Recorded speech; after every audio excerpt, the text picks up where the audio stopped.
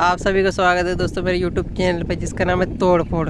और दोस्तों आज हम देखने वाले हैं 1 सितंबर 2025 यानी 1 सितंबर 2025 का हम क्या है करंट अफेयर देखने वाले हैं। और दोस्तों आप कोई सी तैयारी कर रहे हो आपके लिए करंट अफेयर बहुत ही महत्वपूर्ण हो जाता है एग्ज़ाम को लेके।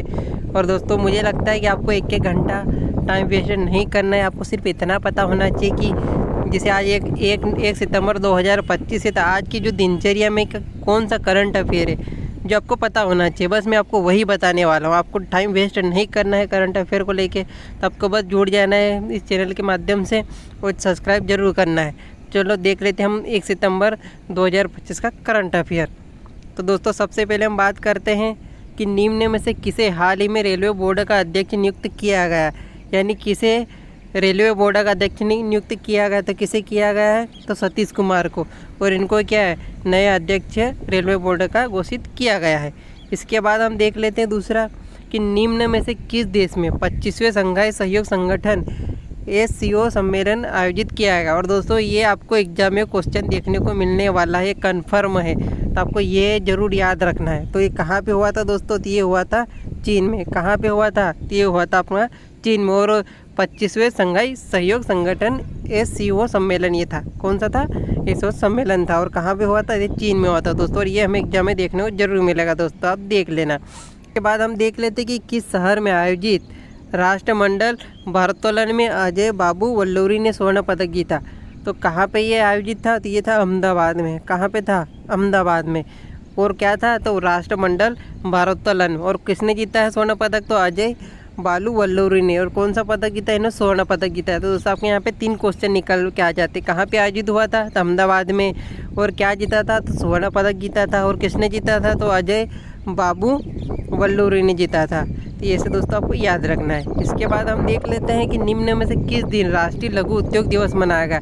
तो कब मनाया गया, तो ये आपका मनाया गया था 30 अगस्त को। कब मनाया गया था, 30 अगस्त को दोस्तों। इसके बाद हम देख लेते हैं कि निम्न में से किस शहर में भारत के पहले टेम्पर्ड ग्लास प्लांट का उद्घाटन किया गया, यानी भारत का पहला दोस्तों कौन सा, भारत का पहला टेम्पर्ड ग्लास प्लांट का उद्घाटन किया गया। तो कहाँ किया गया है, तो ये किया गया आपका नोएडा में किया गया है। कहाँ पे किया गया है, तो नोएडा में किया गया है। इसके बाद हम देख लेते हैं कि निम्न में से किसने नेपाल को हराकर AFF अंडर 17 महिला चैंपियनशिप 2025 का खिताब जीता। तो किसने जीता है, तो भारत ने जीता है। और किसको हराया है दोस्तों, दिया इसको याद रखना, नेपाल को हराया है।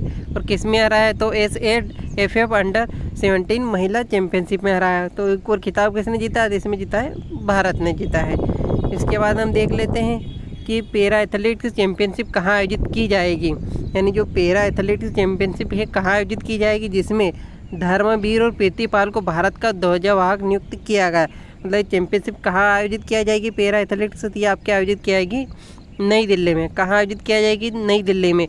और दोस्तों क्वेश्चन यहाँ से ये भी निकल के आ जाता, अगर पूछ लेते भारत का ध्वजवाहक नियुक्त किसे किया गया, तो आपको ये भी पता होना चाहिए धर्मवीर और प्रीतिपाल को किया गया। और किसके लिए किया गया, तो पैरा एथलेटिक्स चैंपियनशिप के लिए आयोजित होगी, जहाँ पे उसके लिए इसको क्या है किया गया। और कहाँ पे हो रहा है, यह हो रहा है आपका नई दिल्ली में दोस्तों।